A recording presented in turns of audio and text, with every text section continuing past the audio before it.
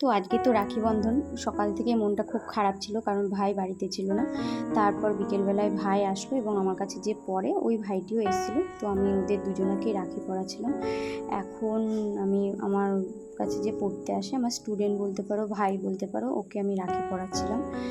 তারপরে কিন্তু ওকে পড়ানো হয়ে গেলে আমি ভাইকে পড়াবো।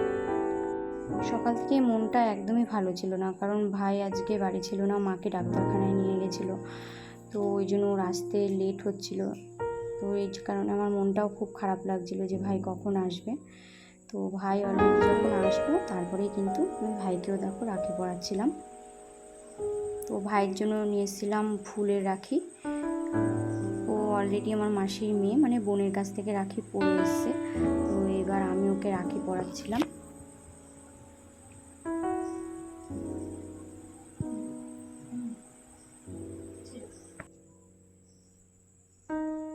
তারপরে কিন্তু আমাদের বাড়িতে যে জুলি থাকে, জুলিকেও কিন্তু রাখি পরাচ্ছিলাম।